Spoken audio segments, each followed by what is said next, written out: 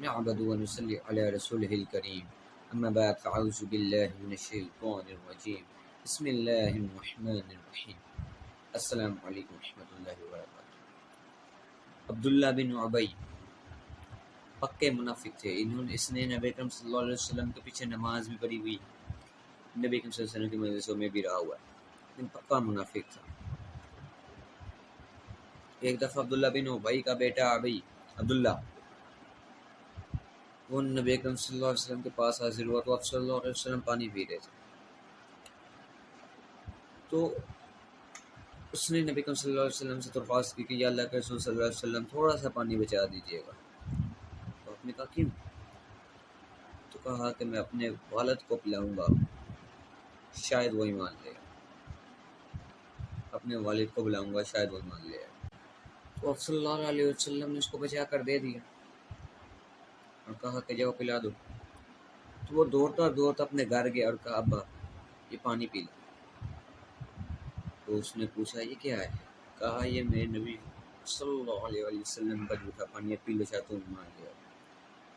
تو آگے سے جو عبداللہ بن ابی نے جواب دیا کہ چا باہر سے کسی کا پیشاب پی لے آیا وہ پی لوں گا، لیکن یہ پانی نہیں پیتا۔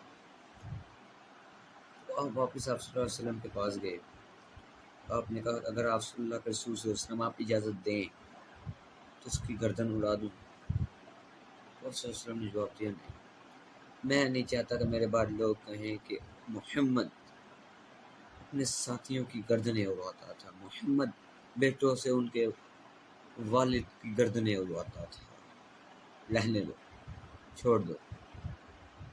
عبداللہ بن ابی کے بیٹے عبداللہ نے بات مان لیا صلی اللہ علیہ وسلم کی۔ جب عبداللہ بن ابی مرا تو اس کے بیٹے نبی اکرم صلی اللہ علیہ وسلم کی خدمت میں حاضر ہوئے، یا اللہ کے رسول صلی اللہ علیہ وسلم ہمارے والد کا جنازہ پڑھا دیں گے آپ؟ اور صلی اللہ علیہ وسلم جواب دیا ہاں پڑھا دوں گا۔ انہوں نے کہا کہ آپ میرے والد کو کفن دے دیں گے؟ تو آپ صلی اللہ علیہ وسلم نے کہا ہاں دے دوں گا۔ تو آپ صلی اللہ علیہ وسلم نے کرتا مبارک اتارا اور وہ دے دیا۔ ایک منافق کو اپنا کرتا مبارک اتار کر دے دیا، جنازہ پڑھانے کو بھی تیار ہو گئے۔ جب آپ صلی اللہ علیہ وسلم وہاں عبداللہ بن ابی کا جنازہ پڑھانے پہنچے تو جیسے ہی آپ پڑھانے لگے آپ کے سامنے حضرت عمر آ گئے۔ یا اللہ کے رسول صلی اللہ علیہ وسلم آپ جانتے ہیں یہ کون ہے؟ تو آپ صلی اللہ علیہ وسلم نے جواب دیا عمر میں جانتا ہوں یہ کون ہے، تم مجھے کیوں بتا رہے ہو؟ تو حضرت عمر نے کہا آپ اس کو جنازہ کیوں پڑھا رہے ہیں؟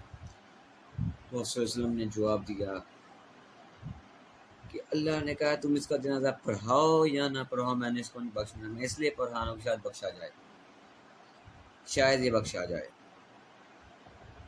یہ نبی کریم صلی اللہ علیہ وسلم کا خلاف تھا، اتنی نفرت کرتا تھا وہ، اور آپ صلی اللہ علیہ وسلم اس کو بخشنے کے لیے پھر جب اس کو قبر میں اتارنے لگے تو آپ صلی اللہ علیہ وسلم پہنچے تو اس کو قبر میں اتار دیا ہوا تھا۔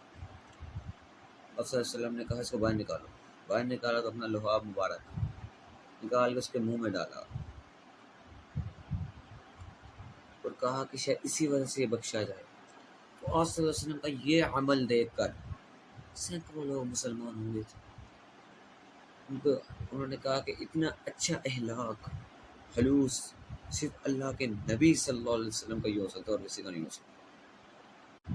تو اس لیے جو اسلام پھیلا وہ ذات نبی صلی اللہ علیہ وسلم کے اخلاق کو دیکھ کر پھیلا، تلوار کی زوروں پہ نہیں پھیلا، نبی کریم صلی اللہ علیہ وسلم کے اخلاق کو دیکھ کر پہلے نبی کریم صلی اللہ علیہ وسلم کا اخلاق اتنا اچھا تھا، اتنے نفرت، وہ کہتا ہے نبی کا پانی نہیں پیوں گا جھوٹا، پیشاب لے آیا وہ پی لوں گا۔